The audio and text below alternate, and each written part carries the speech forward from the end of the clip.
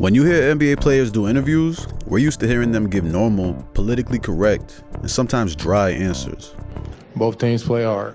Both teams play hard. Both teams play hard. God bless and good night. And it's understandable. You can't say exactly what's on your mind all the time, or you run the risk of offending somebody, whether it be your coach, teammate, or even the entire organization. But every now and again, a player will speak his mind and shock the world, and here's a few examples. In the 2017 playoffs, LeBron James and the Cleveland Cavaliers were coming off of a championship the year before, and they were looking to repeat. In the first round, they met up with Paul George and the Indiana Pacers, which was a familiar foe for LeBron. A few years ago, in the 2012, 13, and the 2014 playoffs, while LeBron was with the Miami Heat, he went up against Paul George and the Pacers 3 years in a row, winning every time. But each series was competitive, and it's where Paul George made a name for himself as a young player. However, this time around, in 2017, PG wasn't a 21-year-old bright-eyed young player anymore. He was a 26-year-old vet that was having the best season of his career, and he wanted to prove that he could now stand toe-to-toe with LeBron James. So fast forward to Game 1 in Cleveland, the final minute. Cleveland's up 109-105 when Paul George buries a D3 over defenders to make the score 109-108. LeBron then misses a 3 in the following possession, and Indiana gets the ball back, and down 1 with a chance to steal a game in Cleveland and gain some momentum for the series, this happens. James hovering, goes to double team. They look to get it out of George's hands. 4 seconds to go. Miles puts up the jumper. Won't go. Game over. Cavs survive. CJ Miles ends up taking the final shot that would have won the game for Indiana, but he was just short. And Paul George didn't seem to agree with the play call. After the game, he had this to say. I told Lance he had to flash up, flash that or to that nail. And, that would have been the ball game right there because, Richard can't guard both of those, CJ and Lance. But he didn't do so. I gave it up, to soften him up and try to get it back. I talked to CJ about it. Situations like that, I got to get the last shot. Wow, talk about brutally honest. I'm sure players have conversations like this all the time in the locker room, but to tell the media that he should have taken the last shot, this might be the only time I've heard a player say this. Whether or not you agree with PG, nobody will argue the fact that his answer was a very honest one. When Kobe came into the league, he was a great player with a legendary work ethic, but he was also very fortunate to be drafted to a team that had one of the most dominant players ever, Shaquille O'Neal. The dynamic duo won their first championship when Kobe was just 21 years old. After this, the Lakers would go on to play in 3 of the next 4 finals, winning a total of 3 rings together. So basically, all Kobe knew was winning, and he was understandably spoiled by it. But going into his 9th season, Shaq got traded and Kobe was left to carry the Lakers all on his own, and he wasn't too happy about it. Kobe's frustrations with his teammates not being as good as he was very obvious. On the court, with his unwillingness to give them the ball, and off the court, with comments that he would make about the teammates in the press. But one particular comment was made directly to the player's face. Smush Parker, who was the Lakers' point guard during these years, apparently tried bonding with Kobe in the locker room one time, and as Smush tells the story, I tried to talk to him outside of, basketball about football, and he looked at me in practice and was dead serious and said, "You can't talk to me. You need more accolades under your belt before you come talk to me." That ain't right. Ouch. Smush just wanted to have a regular conversation and was completely dehumanized. Rude or not, someone out there has to appreciate the honesty, right? So clearly Kobe wasn't one to mince words.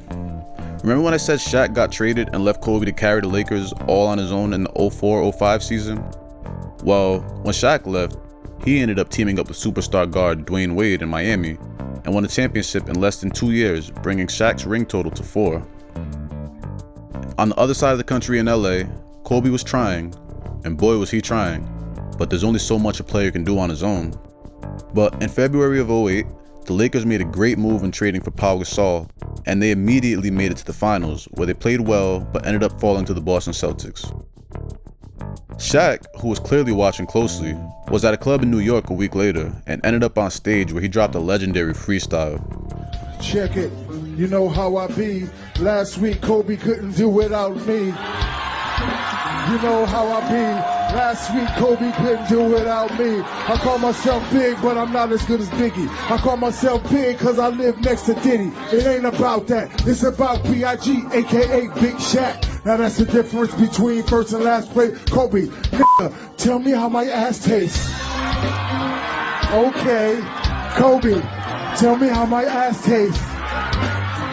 Okay, everybody. Kobe, tell me how my ass tastes. Take it for what it is, but I just want to point out that Shaq was 35 when he did this. But that's not the focus here.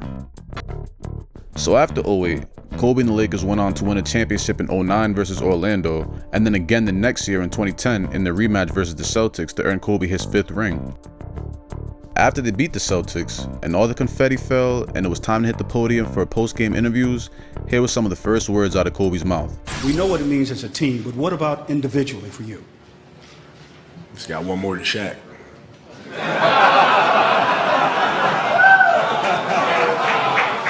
So you can take that to the bank. When he said this, there was a bit of a pause by everybody in the room. I'll speak for everybody when I say we were waiting for a just kidding or something like that, but instead,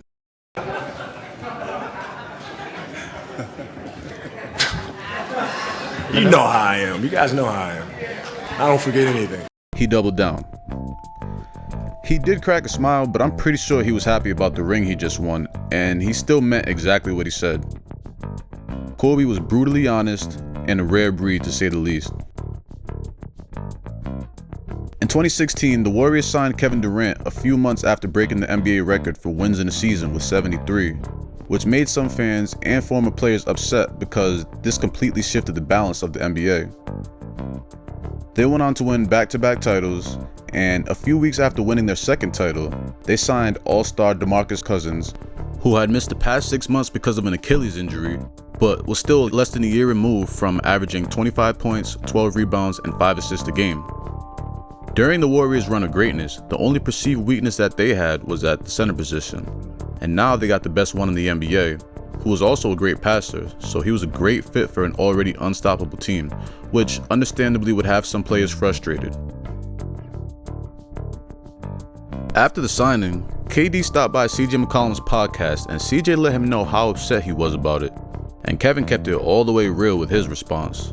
Listen to this conversation. I'm in the Western Conference. I gotta play you MFers all the time anyway, as it is, over and over again. We done got eliminated by y'all a few times in the first round. So I'm looking at Cuz. you know you guys aren't going to win a championship. Bro, we have the team. We have capabilities. Anything is possible. We can win a championship, bro. I mean, let's be honest. Bro, we can win a championship. Anything is possible. I just need to look. I need more. I mean, I like y'all. I like y'all too. You're hard to stop. But, I mean, come on. You can't be upset about this. That's crazy. KD basically told him, your team wouldn't have done anything even if we didn't sign Cousins, so why are you concerned about it? I just want to point out that in the following season, CJ and the Blazers actually met up with KD and the Warriors in the conference finals. Well, actually, KD missed the entire series with a quote-unquote calf injury. You know who else sat out this series? DeMarcus Cousins, after a quad injury a month before. So the two players that CJ got mad at for signing with the Warriors both happened to sit out this series. And the Blazers still got swept. Maybe KD had a point. Alright guys, comment down below. Until next time, this is Court Vision.